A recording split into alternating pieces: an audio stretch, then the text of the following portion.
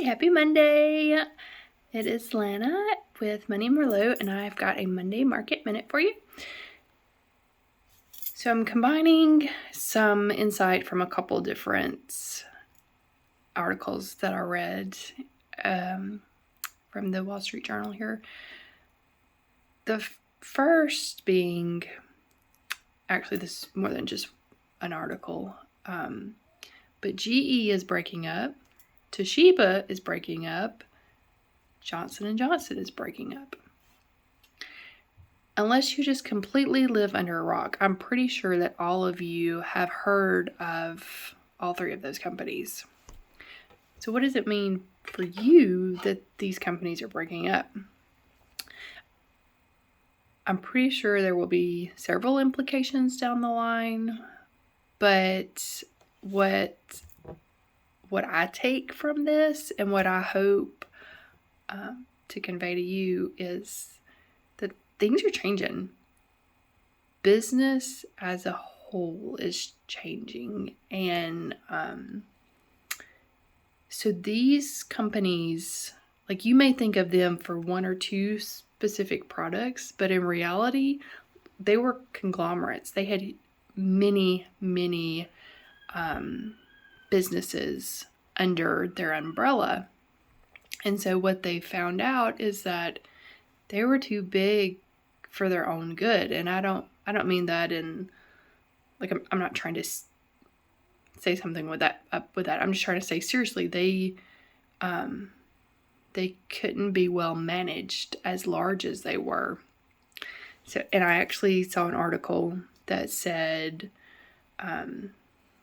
good management is no longer the answer because things are changing.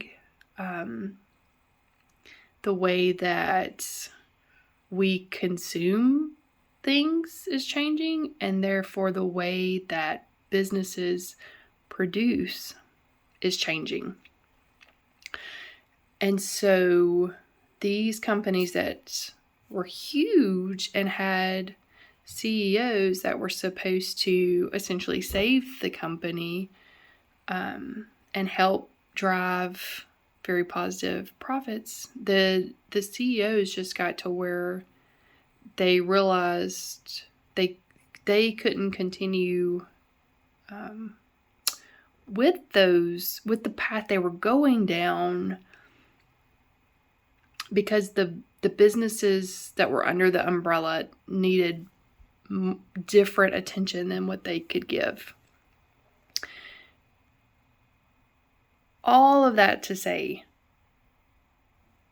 now's the time. Like, if you have been thinking of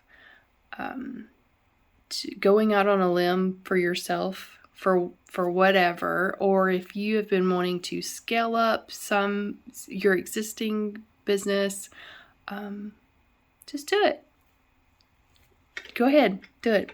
And if you've been thinking, like, if you're not sure of what, like, maybe you don't have a dream, so you're not necessarily ready to start something, but now's a great time to start dreaming, because I think we'll start seeing the way businesses are run changing more in the very near future. And so their startup companies are really more prominent now, and self-employment is more prominent. So start dreaming.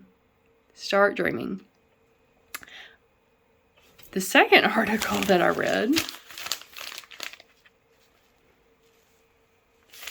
I really appreciate the headline here.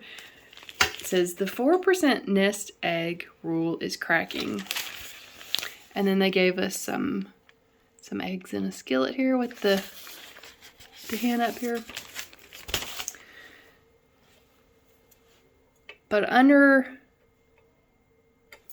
the existing way, the old way of calculating your retirement, you would consider a 4% withdrawal every year from your account, your retirement account,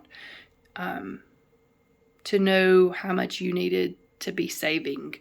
So if you are going to be in retirement for 30 years and you're going to withdraw 4% every year, like, you begin at the ends and you calculate back to your present so that you can understand what you need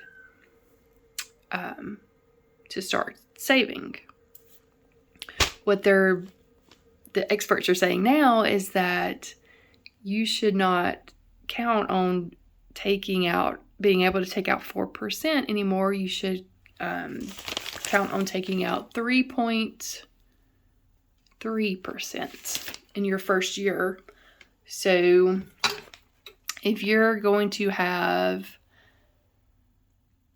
for example, $1 million portfolio at retirement, then that would mean you could spend $33,000 your first year in retirement. And then you could increase this slightly every year based on inflation. But what does this really mean for you?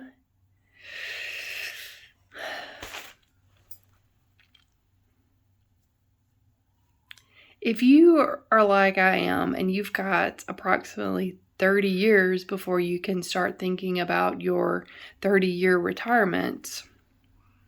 Okay, maybe I've got like 25 years before I can start thinking about my 30-year retirement. But there's a lot of unknown in there. There's a whole, there's a lot of time between now and retirement. So just be aware. Just take the actions that you can to go ahead and put as much as you can in an employer-sponsored retirement account. Put as much as you can into an individual retirement account. And maybe if your retirement account with your employer is traditional, then your IRA should be a Roth. So your traditional, you'll get the tax break on it now. You won't pay taxes on it. You'll pay taxes once you're 70, for example, and you're pulling that, in our example, that $33,000 out, you'll be in a lower tax bracket, and so you'll pay less tax then than you would today.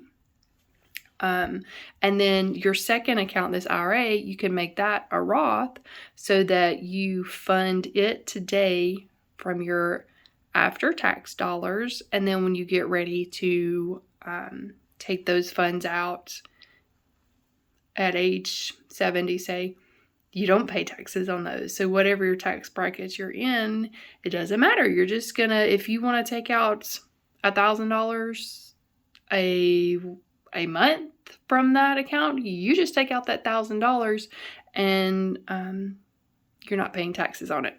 Caveating to say that there's a lot that can happen between now and then, but as of now, that's how a Roth works, and how a traditional works.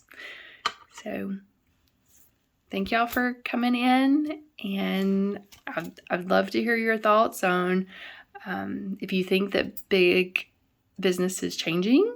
Do you feel like the way that you consume products is changing? And do you feel like you've got a dream that you're ready to step out on? Tell me all about it.